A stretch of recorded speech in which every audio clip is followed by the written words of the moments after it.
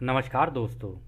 Law of one यानी एक का कानून, या कह लीजिए एक का ज्ञान, या कह लीजिए एक के तरीके, यह उसके 30वें सत्र का दूसरा भाग है। दोहराया जाता है कि इस किताब द्वारा दी गई सभी सूचनाएं और जानकारियां आप जान भी सकते हैं, मान भी सकते हैं, नज़रअंदाज भी कर सकते हैं और सिरे से खारिज भी कर सकते हैं, क्योंकि यह आपकी फ्री विल है जो कि एक अनंत रचयिता द्वारा आपको दी गई है। एक और बात कही जाती है कि लॉ ऑफ वन पूरी तरह से सबके लिए फ्री है।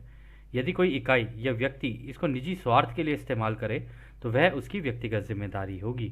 और साथ ही साथ यह भी कहा जाता है कि यदि कोई व्यक्ति इस एक के कानून को अपनी भाषा में परिवर्तित करके दूसरों से साझा करना चाहे या फिर इसको अपने चैनल पर चलाना चाहे तो वह भी ऐसा कर सकता है, क्योंकि वह भी उसकी फ्री विल है। तो पहला सवाल डॉन करते हैं। आप कह सकते हैं कि ये दो प्रकार की इकाइयां एक दूसरे के परस्पर विरोधी इनकम्पैटिबल प्रतीत होते हैं। मुझे नहीं पता, क्या आप मुझे इसके पीछे का कारण बता सकते हैं कि क्यों ये दोनों तरह से इकाइयां एक ही स्थान समय में रहती हैं? तो दोस्तों, यहाँ पर डॉन जो सवाल कर रहे हैं वो फर्स्ट डेंसिटी और सेकंड डेंसिटी दोनों के बारे में बात कर रहे हैं कि भाई यहाँ पर फर्स्ट डेंसिटी भी है, सेकंड डेंसिटी भी है, और ये दोनों के दोनों देखा जाए तो एक दूसरे के साथ इनकम्पैटिबल से हैं, क्योंकि एक तरफ तो मतलब पेड़ पौधे और ये सारी चीज़ें हैं, ठीक है, जानवर हैं, दूसरी तरफ हवा है, पानी है, ये सारी चीज़ें हैं। तो डॉन को ऐसा लग रहा था कि इनके बीच में तो कोई कंपैटिबिलिटी है नहीं, कोई मेल जोल तो है ही नहीं, ये तो दोनों दिखने में बिल्कुल अलग है ना? तो वो कह रहे हैं कि आप मुझे ये बता सकते हैं कि ये दोनों एक ही स्थान समय में, यानी जैसे इस ग्रह पे है, एक ही जगह पे दोनों चीज़ें एक साथ कैसे रह सकती हैं? तो रा कहते हैं विकास क्रम यानी इवोल्यूशन पर लागू स्वतंत्र इच्छा इस प्रकार कार्य करता है, उस पर विचार करें।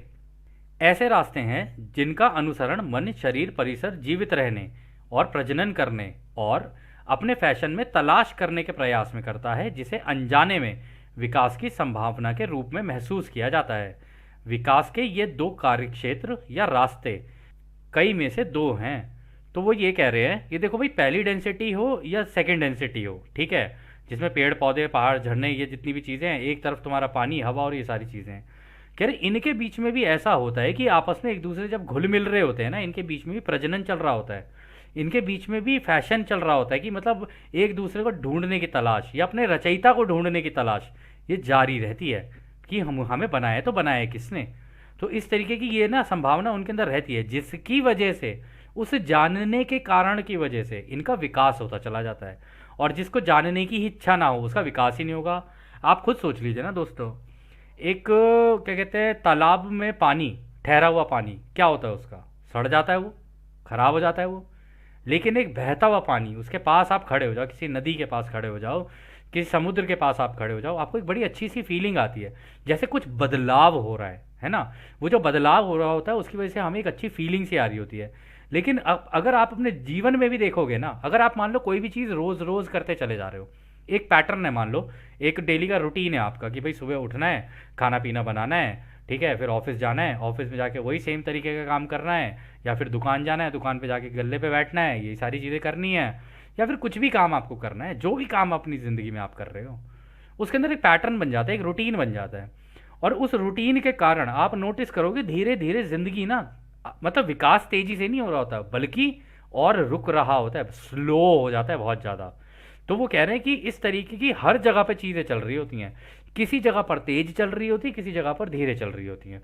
जो जानने के रास्ते पर निकलेगा उसका विकास तेजी से हो जाएगा, जो अभी अपने आप को ही समझने में लगा हुआ है या इस रूटीन में फंस गया है, ठीक है, एक ही चीज़ को बार बार रिपीट करे चले जा रहा है, उसकी प्रोग्रेस थोड़ी सी स्लो होती है। और वो कह रहे हैं ये इस अनंत रचना को समझने के कई तरीकों में से केवल दो तरीके हैं। मतलब एक तो प्रजनन वाला हो गया एक तरीका, चलो ठीक है, एक हो गया ये वाला तरीका कि अपने आप को जानना और नई नई संभावनाओं की खोज करना कि भाई इस चीज़ को और कैसे किया जा सकता है और कैसे किया जा सकता है। ये दो तरीके हैं। तो अगला सवाल डॉन करते हैं। अच्छा, ऐसा है, कुछ हफ्ते पहले मैंने एक समाचार कार्यक्रम देखा था जिसमें यह सवाल उठाया गया था कि डायनासोर अचानक हमारे ग्रह से क्यों गायब हो गए। मुझे पता है कि यह महत्वहीन है, लेकिन मैं बस सोच रहा था कि इसका कारण क्या था। तो रा कहते हैं ये इकाइयाँ अपने शरीर परिसर को नहीं खिला सकती थीं, यानी कि खाने की कमी के कारण वे गायब हो गए थे। तो वो कह रहे हैं कि भाई उस ज़माने में हुआ क्या था, इनके पास खाना वाना बचा ही नहीं था कुछ, और भूख के मारे ये मर गए। फिर ऐसे ही हुआ इनके साथ। और हमें ये बताया गया वो आसमान से जी वो गिर गए, और क्या कहते हैं, एस्ट्रॉइड गिर गए, ये गिर गए और ख़त्म हो गए। राह कुछ बता रहे हैं, कहानियाँ कुछ चल रही हैं। अब या तो कहानियाँ मान लें या राह को मान लें। ये भी खैर दोस्तों हम आपके ऊपर ही छोड़ते हैं, फ्री विल आप ही की है। खैर अगला सवाल डॉन करते हैं। अब दूसरी घनत्वता में उभय लिंग यानी बाइसेक्सुअल प्रजनन की अवधारणा सबसे पहले उत्पन्न होती है, क्या यह सही है? तो दोस्तों ये जो मर्दों का मर्दों से संबंध, औरतों का औरतों से संबंध, इनको बाइसेक्सुअल रिलेशनशिप्स बोलते हैं। तो इसमें वो कह रहे हैं कि ये ना हमने जानवरों में और इवन पेड़ पौधों में भी होती है, बाय द वे, अगर आप लोगों ने थोड़ा इसके बारे में पढ़ा हो या जाना हो। तो कहते हैं कि मेरे को ऐसा लगता है कि दूसरी घनत्वता में ये सबसे पहले होती है शुरुआत। तो रा कहते हैं हाँ यह सही है, दूसरी घनत्वता में सबसे पहले शुरू होती है।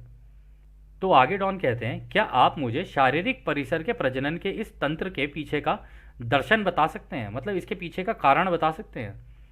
तो रा कहते हैं दूसरी घनत्वता वह है जिसमें तीसरी घनत्वता के कार्य के लिए आधार तैयार किया जा रहा है।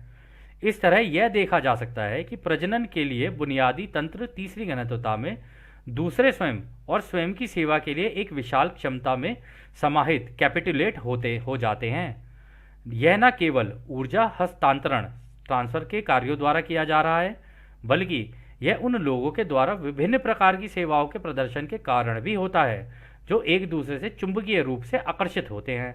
इस प्रकार इन इकाइयों के पास कई प्रकार की सेवा के अवसर हैं जो स्वतंत्र इकाई के लिए उपलब्ध नहीं होते हैं। तो वो ये कह रहे हैं कि देखो सेकंड डेंसिटी में क्या होता है ना, सेकंड डेंसिटी में भी यही चल रहा होता है, अट्रैक्शन तो रहता ही है। अट्रैक्शन इन द सेंस कि भाई आपस में एक दूसरे को, ये जितनी भी वो हो रही होती है ना, जितने चाहे जानवर हों पेड़ पौधे हों, ये भी एक दूसरे को जानने में लगे रहते हैं। तो आकर्षण तो उनके बीच में भी रहता है, यानी अट्रैक्शन तो उनके बीच में भी है, ऐसी बात तो नहीं है। तो वो कह रहे हैं कि इस वजह से होता क्या है, क्योंकि डायस्पोरा बहुत बड़ा है ना, मतलब कितने तरीके के जानवर हैं, कितने तरीके के पेड़ पौधे हैं, तो उसमें से कौन किससे कैसे अट्रैक्ट हो जाए कुछ कहा नहीं जा सकता। और सबसे बड़ी बात, अपने आप को जानने की कोशिश कर रहे होते हैं, और अपने आप को अगर जानने की कोशिश कर रहे हैं तो टेक्निकली देखा जाए तो थर्ड डेंसिटी में एंटर करने की कोशिश कर रहे हैं वो, ठीक है, जानने की कोशिश की वजह से। तो होता क्या है, वो कह रहे हैं कि इस वजह से विभिन्न प्रकार की सेवाओं का एक ओपन उनके लिए एक वो है प्लेटफॉर्म। वहाँ पे अब ये भी हो सकता है एक मेल फीमेल को अपनी सेवाएं दे रही हो, मेल फीमेल को अपनी सेवाएं दे रहा हो। ये भी हो सकता है कि मेल मेल को सेवाएं दे दे और फीमेल फीमेल को सेवाएं दे दे। अट्रैक्शन तो कहीं पर भी बिल्ड हो सकता है ना, अट्रैक्शन का कोई ये तो है नहीं कि हाँ भाई दो, एक मेल और फीमेल है उन्हीं के बीच में होगा, है ना, ये तो नहीं है। ये तो इवन इंसानों के अंदर भी देखा जाता है, ठीक है ना। तो यहाँ तो जानवरों की बात हो रही है कि भाई वहाँ से शुरू हुआ है, जानवरों के अंदर से और पेड़ पौधों के अंदर से, ये इसकी वजह से। और दूसरी बात उन्होंने कहा है कि ये जो होती है ना सेकंड डेंसिटी, इनके पास ज़्यादा स्वतंत्रता नहीं है, इनका जो ऑरा है वो लिमिटेड है। अब मतलब जैसे जानवर है उनका, मतलब कुत्ते हैं उनका एक ही गुट है, उसी के अंदर ही हैं वो। अब इतना ज़्यादा उनके पास तो ओपन प्लेटफॉर्म है नहीं। यहाँ पर तो आज की डेट में डेटिंग वेबसाइट और ये और वो भराना ढिमाका, इधर से क्या कहते हैं फेसबुक से कोई किसी को कुछ कर रहा है, कोई कहीं कर रहा है, कोई कहीं कर रहा है, इंस्टा पे लोग लगे पड़े हैं अपनी रील बनाने के लिए, और पता नहीं है ज़िंदगी की रील बन गई है अच्छे से। तो खैर एनीवेज हम कोई नहीं होते किसी और की लाइफ के बारे में बोलने वाले, लेकिन फिर भी तो यहाँ पर इतने अवसर हैं, वहाँ पर उतने अवसर नहीं है, लिमिटेड अवसर हैं उनके पास। डायस्पोरा बड़ा है, मतलब अगर देखा जाए तो अलग अलग प्रजातियाँ हैं, लेकिन अवसर लिमिटेड है क्योंकि उनके बहुत छोटे छोटे गुट बना रखे हैं उन लोगों ने। तो आगे डॉन कहते हैं क्या इसका बुनियादी कारण, वास्तविक कारण तब एक रचयिता के अनुभव के अवसर को बढ़ाना था, क्या यह सही है? तो रा कहते हैं यह ना केवल सही है बल्कि सभी घनत्वताओं में होने वाली कुंजी है, चाबी है उसकी। देखो दोस्तों कितना इंपॉर्टेंट बोला उन्होंने, कहा कि भाई जो चल रहा है ना वो सबसे इंपॉर्टेंट चीज़ ये जान के रखना कि तुम जो कर रहे हो, ये जानवर जो कर रहे हैं, जो पेड़ पौधे कर रहे हैं, जो हवा कर रही है, जो पानी कर रहा है, जो तुम लोग कर रहे हो, सब कुछ कर रहे हो ना, ये इसकी जो कुंजी है ना वो ये है कि ये सारे अनुभव रचयिता ले रहे हैं। तो ये जो कुंजी है इससे डिसाइड तुम कर सकते हो कि भाई हाँ तुम रचयिता को क्या वो देना चाहते हो अनुभव। तुम अच्छा भी दे सकते हो, तुम बुरा भी दे सकते हो, ये वो चाबी है। अगर तुम इस चाबी को समझ जाओ कि भाई मुझे रचयिता को ये देना है और मैं रचयिता को उस तरीके से दे सकता हूँ जिस तरीके से मेरे शब्द, सोच और कर्म होंगे, जैसे तुम करते चले जाओगे वैसे अनुभव रचयिता को मिलते चले जाएंगे। और जैसे जैसे तुम आगे बढ़ते जाओगे रचयिता को भी खुशी होगी, अरे वाह इन्होंने मुझे अनुभव भी बहुत अच्छे दिए और अब ये डिजर्व भी करते हैं भाई नए घर में आने के लिए। वरना अगर देखा जाए तो कौन से माँ बाप ऐसे चाहेंगे कि नालायक बच्चे हों और क्या कहते हैं, वो कह रहे हैं कि नहीं नहीं हमें तो जी ये नया वाला घर चाहिए, पापा मेरे को फरारी दिला दो, मसराटी दिला दो, और मतलब कर्म तुम्हारे ऐसे हैं कि तुम्हें मोटरसाइकिल भी ना दी जाए तो अच्छा है। मोटरसाइकिल तो बहुत बड़ी की बात है, तुम्हें साइकिल भी ना दी जाए तो अच्छी बात है। तो वही है ना, तो रचयिता को भी देखो दोस्तों, रचयिता को ना कभी भी अपने से अलग सोच के नहीं चलना चाहिए। जो आप कर रहे हो ना वो सारे अनुभव रचयिता आपके अंदर से ले रहे हैं। तो अब आपके ऊपर है इस चाबी को अपने हाथ में लेकर रचयिता को क्या अनुभव देने हैं आपने, यानी क्रिएटर को क्या एक्सपीरियंसेस देने हैं आपने। तो खैर अगला सवाल डॉन करते हैं, क्या उभयलिंगी यानी बाइसेक्सुअल प्रजनन की प्रक्रिया या इसका दर्शन दूसरी घनत्वता वाली इकाइयों के आध्यात्मिक विकास में एक भूमिका निभाता है। तो वो कह रहे हैं क्या ये जो बाइसेक्सुअल एक्टिविटीज़ होती हैं इसका कुछ रोल है कि सेकंड डेंसिटी के जो बीइंग्स हैं, ये जो जानवर पेड़ पौधे हैं, इनके आगे के विकास में कुछ फ़ायदा है इसका। तो रा कहते हैं ऐसा कुछ इकाइयों या प्रजातियों के कुछ हिस्से में अलग अलग उदाहरणों में होता है। अधिकांश भाग के लिए अब तक यह दूसरी घनत्वता के मामले में नहीं है। आध्यात्मिक क्षमता तीसरी घनत्वता की है।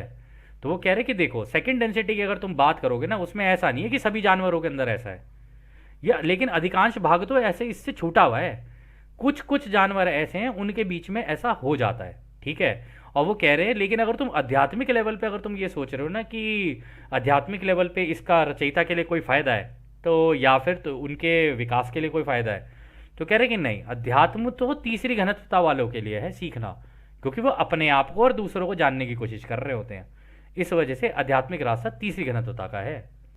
तो आगे डॉन कहते हैं, मैं सोच रहा था कि क्या नर बिल्ली यानी एक मेल कैट गैंडोल्फ, जो कि इनकी एक कैट हुआ करती थी उसका नाम था गैंडोल्फ, उस तंत्र से या अन्य तंत्र द्वारा आध्यात्मिक क्षमता या समझ बढ़ाने में किसी तरह से लाभान्वित हुआ है।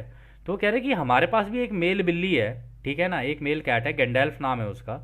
क्या इस तंत्र से मतलब हो सकता है कि उसका बाहर जाता हो तो उसका किसी मेल उससे लगाव हो या किसी फीमेल बिल्ली से लगाव हो, तो इस तरीके से क्या उसका कोई आध्यात्मिक वो मतलब कुछ फ़ायदा हुआ है उसको आगे निकलने में, समझने में। तो रा कहते हैं हमने इस जानकारी की जांच की है और हम इसे हानिकारक पाते हैं। दूसरी घनत्वता की इकाई जिसका नाम गैंडोल्फ है, पहले पिछले व्यक्तिकरण यानी इंडिविजुअलाइजेशन के कारण इसकी प्रजाति एक दुर्लभ नमूना है। दूसरा, इस विशेष जीवन अनुभव में बड़ी मात्रा में निवेश के कारण है। यह इस संस्था की प्रगति में सबसे बड़ा उत्प्रेरक है। तो वो कह रहे कि ये देखो, हालांकि ये जो इन्फॉर्मेशन है ना, ये थोड़ी सी ये है कि पर्सनल लेवल की हो जाती है, तो इसको एक तरीके से तुम फिर गैंडोल्फ को पता नहीं कैसे देखने लग जाओगे, अपनी बिल्ली को पता नहीं किस नज़रिए से देखने लग जाओ तुम। तो उन्होंने फिर बात को बोला सेकंड डेंसिटी पे डाला। उन्होंने कहा सेकंड डेंसिटी का जो गैंडोल्फ जो तुम्हारा ये बिल्ली बिलौटा है, कहते हैं कि इसके केस में मतलब बिल्लियों के केस में ये बड़ा दुर्लभ नमूना है, कम ही देखा गया है, इतना हुआ नहीं है। कह रहे लेकिन क्योंकि तुमने इसे पाला है और तुमने इसे प्यार किया है, उस वजह से उसके कारण इसकी ये जो आगे की प्रगति है ना, ये तेजी से बढ़ गई है। और इसमें जो उत्प्रेरक यानी जो कैटलिस्ट लगा ना, वो तुम्हारा प्रेम लगा है, इस वजह से इसकी प्रगति अब आगे हो रही है। फिर वो आगे कहते हैं यह बहुत ही असामान्य है जैसा कि हमने कहा है। हालांकि उभयलिंगी यानी बाइसेक्सुअल प्रजनन के अनुभव जो गैंडोल्फ इकाई की प्रकृति के थे, किसी अन्य इकाई के साथ एक असामान्य संबंध के कारण कुछ हद तक आध्यात्मिक लाभ के थे। आप उसे भी एक बिल्ली कहते हैं। यह इकाई पिछले जीवन के अनुभवों या निवेश के कारण असामान्य रूप से तीसरी घनत्वता में जाने के लिए तैयार है। इस प्रकार यह देखा जा सकता है कि उसके रिश्ते में पहचानने योग्य प्रेम मौजूद था। तो वो कह रहे कि ये जो तुम्हारा बिलौटा है ना, ये जो तुम्हारी जो मेल कैट है, कहते हैं इसका ना बाहर किसी और बिल्ली से वो हो गया, भैया चलो इश्क लड़ाए, चलो इश्क लड़ाए, वो हो गया इसका। तो कह रहे थे उस वजह से हुआ क्या है कि इसको उस प्रेम का ना आभास हो गया है। तो एक इस तरफ से तुम्हारा प्रेम मिल रहा है, दूसरी तरफ से उसे उस बिल्ली का भी प्रेम मिल रहा है। तो उस प्रेम के कारण अब इसका लेवल ऐसा हो गया है कि हाँ, अब ये तीसरी घनत्वता में जाने लायक हो गया है। और अब ये धीरे धीरे इन रिश्तों को समझने भी लगा है, और इन दोनों रिश्तों में उससे प्रेम के मौजूद होने के कारण अब वो उसका एक तरीके से एक आध्यात्मिक लेवल पे वो जा सकता है कि हाँ, उसे प्रेम का तो पता चला ना, अगर उसे प्रेम का पता चला है तो ये तीसरी घनत्वता में जाने के लायक है। अब वो कैसा भी प्रेम हो सकता है, खुद का भी हो सकता है, दूसरों के लिए भी हो सकता है। तो खैर आगे डॉन कहते हैं, धन्यवाद। क्या आप मुझे सूरज के चारों ओर हमारे प्रत्येक ग्रह के आध्यात्मिक सिद्धांतों के विकास तथा वहाँ के प्राणियों के विकास क्रम के संबंध में उनके कार्य का एक संक्षिप्त इतिहास बता सकते हैं? तो रा कहते हैं, हम आपको केवल उन ग्रहों का आध्यात्मिक विवरण देंगे जिन पर व्यक्तिगत इकाइयों का अनुभव किया जा चुका है या किया जा रहा है या किया जाएगा। आप अन्य क्षेत्रों के लोगोस का हिस्सा समझ सकते हैं। हम वीनस के नाम से जाने वाले ग्रह को लेते हैं। यह ग्रह क्षेत्र उनमें से एक था जहां तेजी से विकास क्रम हुआ था। यह हमारी मूल पृथ्वी है, यानी कि हम यहीं के मूल निवासी हैं, और इसकी सतह पर रहने वाली इकाइयों की तेजी से हुई प्रगति का कारण उनके बीच का सामंजस्यपूर्ण हारमोनियस व्यवहार था। कह रहे कि हम तो वीनस के थे। हाँ, जैसे तुम्हारे लिए तुम्हारी पृथ्वी है, हमारे लिए हमारा वीनस हुआ करता था। हम तो वहाँ के मूल निवासी हैं। अब हम सूरज के अंदर हैं, लेकिन पहले हम वीनस में हुआ करते थे।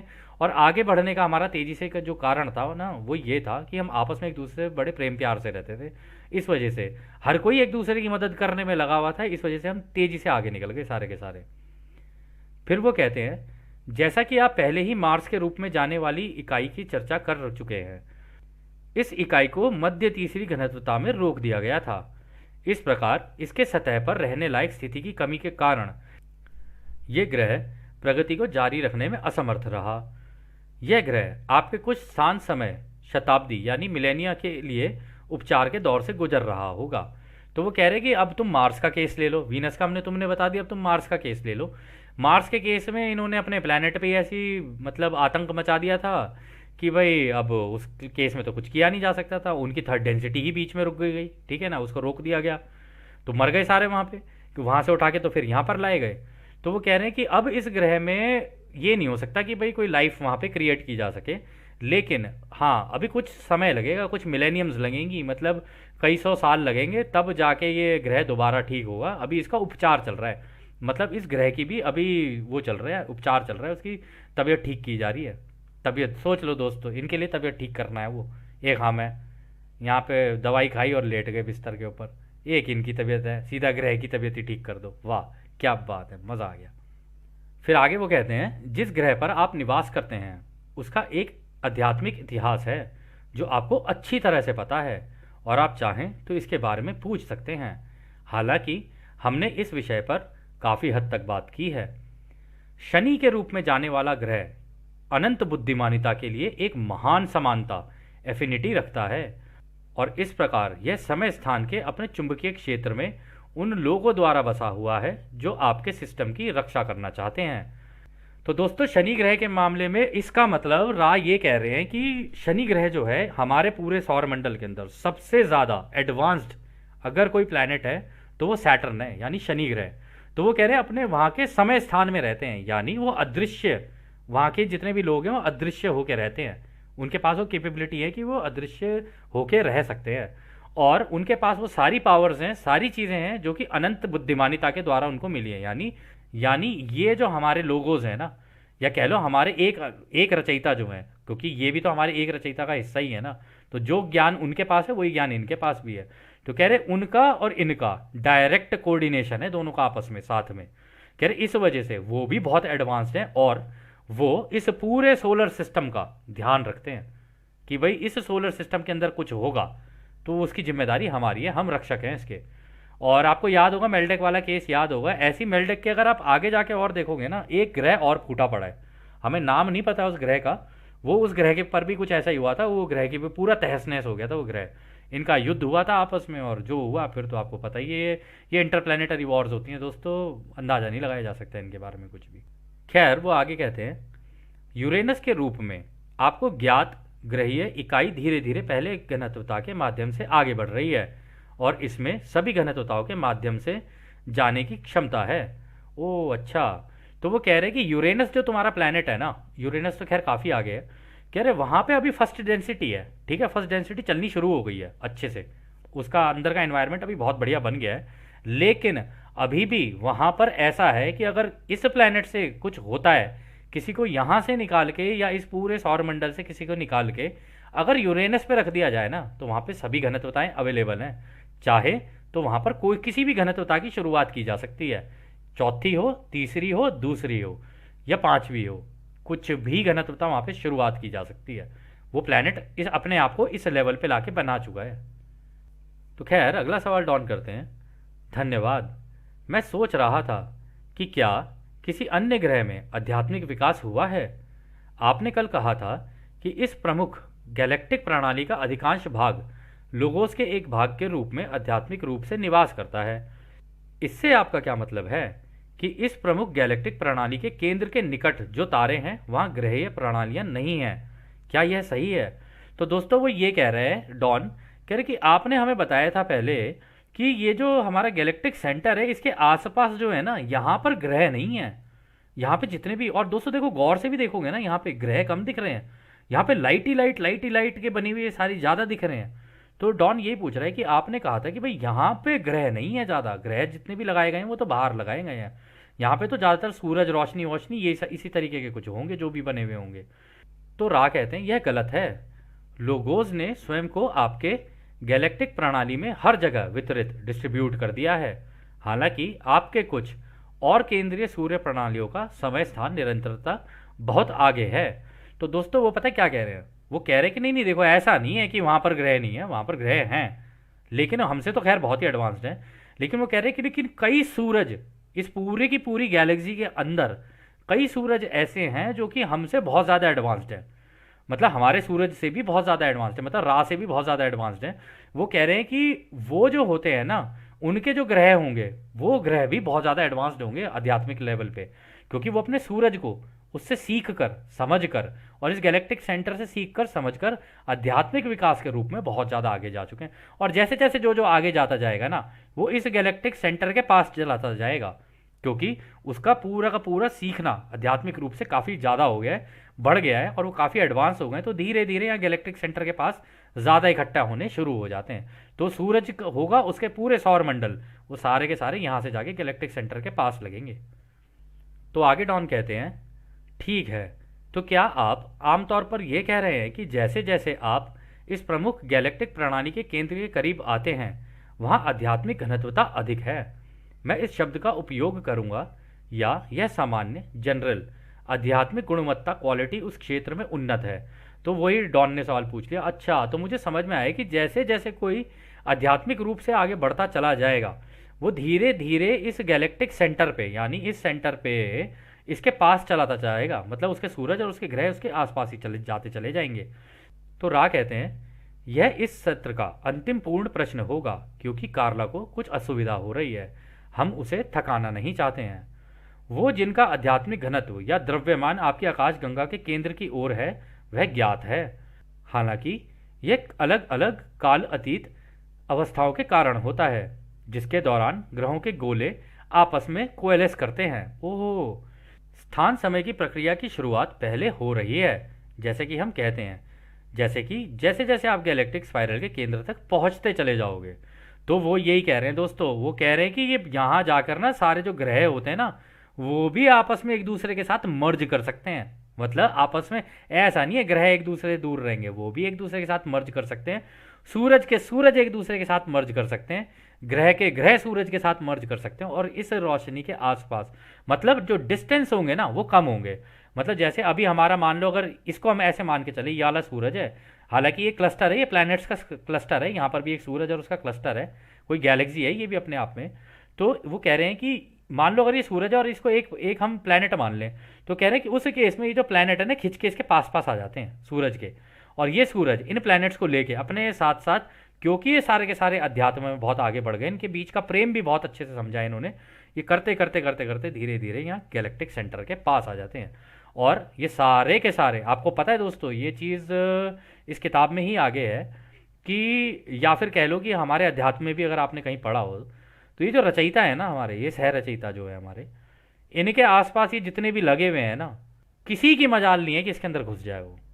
इन सब ने ऐसे घेर के रखा होता है, चक्रव्यूह की रचना की होती है, और इस चक्रव्यूह को ना तो ओरायन ना कोई और ग्रह, कोई भेद ही नहीं सकता इसको।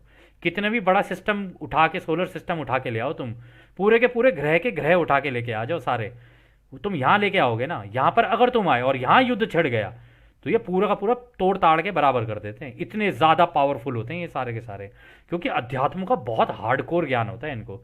एक एक चीज़, रचयिता की सारी जितनी भी चीज़ें होती हैं ना, सबका ज्ञान होता है इनको। हालांकि इसके बारे में कहा नहीं जा सकता कि भाई वो पावर्स क्या होंगी, लेकिन जो भी होंगी, रचयिता तो रचयिता है ना यार, रचयिता तो कुछ भी कर सकते हैं। तो रचयिता की पावर अगर इनके पास है तो इनके आसपास वालों के पास भी उतनी ही पावर होगी। ये इनका भी ध्यान रखते हैं और ये इनका ध्यान रखते हैं, तो सारे बच्चे और पिता सारे आपस में एक जगह पे इकट्ठे हो गए। ठीक है ना। तो खैर दोस्तों, इस सत्र का अंत यहीं होता है, और जैसा कि राह हमेशा कहते हैं, अब हम आपको उस एक अनंत रचयिता के प्रेम, उसकी रोशनी, उसकी शक्ति और उसकी शांति में छोड़कर चलते हैं। आदने हमारे दोस्तों, आदने वसु। धन्यवाद।